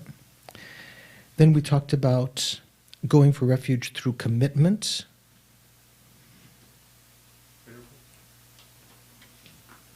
Yes. I noticed that there wasn't a lot of discussion on the distinction between, he mentioned that it was based on persons or based on teachings, right? And the Buddha and the community are based on persons, and the teachings are based on teachings. This book gets a really good description of the difference of how you collect merit differently based on persons and based on objects like teachings. That I thought was very, very good. Yeah. It says, in general, you gain more merit from a direct action than from an indirect one. In a direct action, you create two kinds of merit. First, from the attitude controlling or motivating the act. Then you gain more merit when the recipient benefits from your activity. Thus, worshiping the Buddha or the Sangha creates more merit than worshiping the Dharma because people can appreciate and receive assistance. It is an indirect action to make offerings to a statue, picture, or a visualization of the Buddha, and such offerings create merit, but lack the fulfillment of the offering being accepted and used by a real person. Right. I think Rinpoche had also mentioned at this point that you create merit by practicing the Dharma also, but in terms of objects of offering, as Geshe Sopa said, so in relationship to that, this is why the practice of guru devotion is supposed to be so powerful, because even if you visualize your guru as Vajradhara or Buddha in front of you, and you make offerings, and even you make physical offerings, there's not a physical person to accept them. Whereas if you do service to the physical guru, for this physical guru, or offerings and so forth, follow their advice and so forth, you please them physically, and so you're creating both sides. From your side, you're creating the same kind of merit you would as in offering to visualization, but there's also the added merit of the guru, or in this case the sangha and so forth, of actually accepting it. So there's a lot of explanation of that. So this is about where we were. We gotten up also then going for refuge by refusing to acknowledge other refuges, and that was, Rinpoche spent a lot of time about that. The difference between the Buddhist objects of refuge and other objects of other spiritual traditions.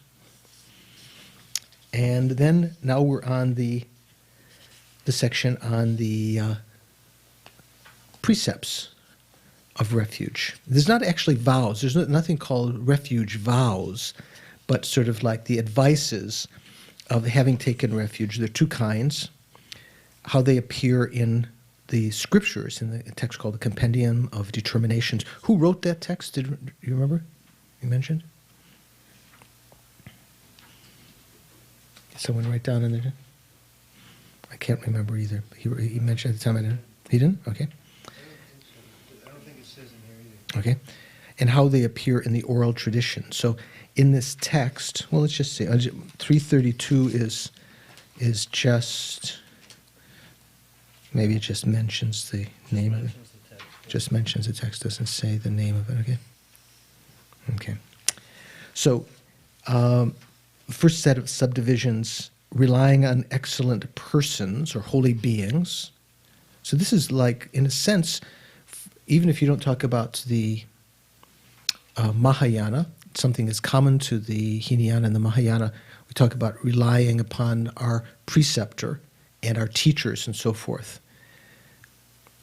So this is how you hear the teachings, and there's no way that you can develop knowledge to meditate to change your behavior other than by hearing the teachings. So relying on excellent teachers, or as he said, holy teachers, and listening to the sublime teachings and fixing your attention properly upon them, cultivating a practice that conforms with the teachings. Yes. I just found in my notes, Rinpoche did say that Arya Sangha wrote the Compendium of Determinations. Arya Sangha, right. I thought he had mentioned it then. And then the second set of subdivisions, don't excite your sensory faculties. Oh, I wanted to make one thing clear. There was one of the guru's names was, of the lineage gurus, Wanton. Do you remember that, Onton? Or Onton? I just wanted to make sure that the Chinese people didn't think that was Wanton.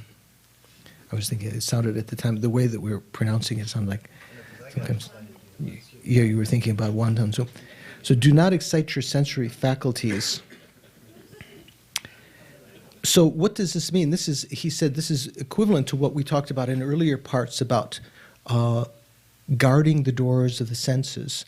So guarding the doors of the senses in the most abrupt and sort of original way, it means not to, if there are objects that might excite one, not to even pay attention to them, not even to look at them, to avoid them completely. In one sense, that's one of the reasons for the vows of the monastics, to keep away from various kinds of stimuli.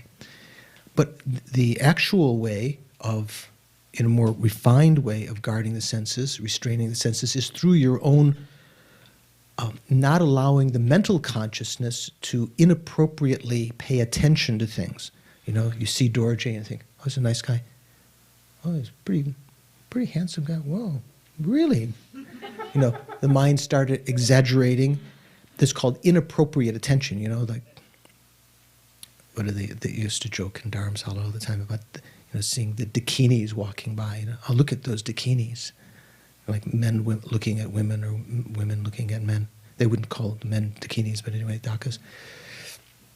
So inappropriate attention is the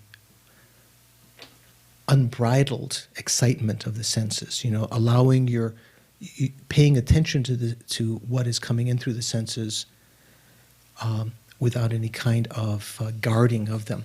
So here it says to do not excite your sensory faculty. So if you notice in everyday life that certain things are a problem, first of all, if you try to control your mind with respect to them, don't allow your mind to engage in fantasy and so forth, and spend time on the antidotes so that when you encounter those objects again, you can immediately remember this contaminated object. It's not an object. It's something which is impermanent. It's something which is not real happiness. Even if I had it, I wouldn't be happy, and so forth. And then if that doesn't solve the problem, then to even restrain the senses in a grosser sense, not to pay attention at all, not to spend time with those objects of stimulus. To take up the precepts correctly, and Rinpoche had mentioned as many vows as possible. So it's pratimoksha vows, bodhisattva vows, tantric vows, and so forth. To be compassionate toward living beings, as this is what Caleb is very compassionate, right? You told me that even if there's some scary bug in the water. Yeah, you want to say that even though you don't like it, you want to say that. Yeah, to your siblings, ridiculously compassionate. Ridiculously compassionate. His brothers and sisters. Do you have any sisters or just brothers? Just brothers. Whew, wow. You have nephews? Yes. You're an uncle? Yes. 3 times. Wow. You're 10 years old and you're an uncle? That's great. Okay, sorry. Okay, forget it. I was just surprised. Strive to make, here it says periodic offerings to the tree jewels. I don't think that's the correct, I think you could say regular offerings to the tree. Periodic means like, once in a while. You know, periodically I make offerings to the triple, then like once a month or once a year on New Year's. It doesn't mean periodic that way. It means regularly. So in fact, you should make offerings to the Triple Gem every time you have a meal, every time you have any kind of enjoyment. Because in so doing, you create virtue and you remember the good qualities of the Buddha, Dhamma, and Sangha, and so forth. That will come, more detail will come about that later. And then the precepts of how they come in the oral tradition. And this is where these funny words, proscriptive and prescriptive. I think that's a little bit. Do you ever use the word proscriptive in everyday life? Prescribe. Well, you can say the doctor prescribes. Is it prescribe or proscribe? Prescribe. He proscribes says don't eat so much fat. Yeah, it's not a word. You say things you should do, things you shouldn't do. So that's about where we ended. So we will, on the weekend, we'll have another, if you have questions and other thoughts, I thought maybe going over the lineage prayer today would help a little bit so we have a little more understanding of that. So let's dedicate the virtue that we've created this evening.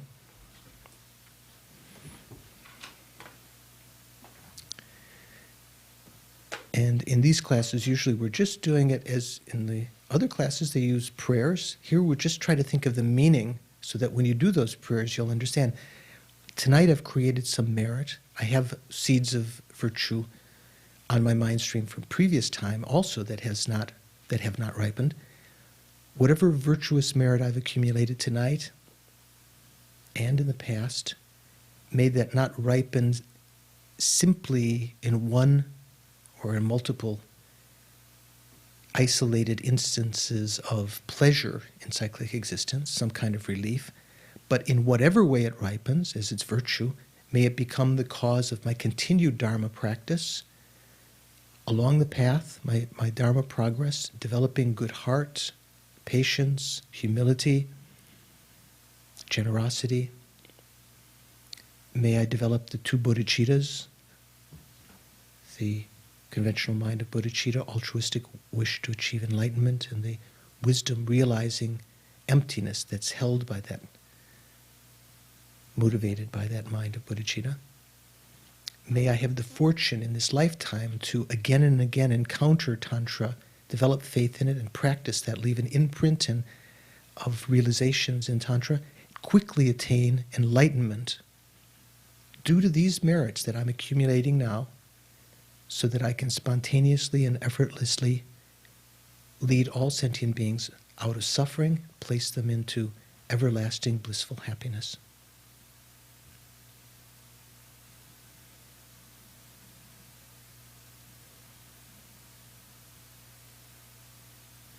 And try to seal, as always, the dedication within the emptiness of the three spheres. The merits dedicated are merely imputed. They have a karmic efficacy, but can't be found the way that they appear to the mind. The objects, the goals dedicated to, merely imputed. The act of dedication, merely a name imputed upon the succession of parts of joining these merits, imagining, aspiring that these merits ripen in certain ways. All of them empty of true existence, but still have the efficacy to bring their results.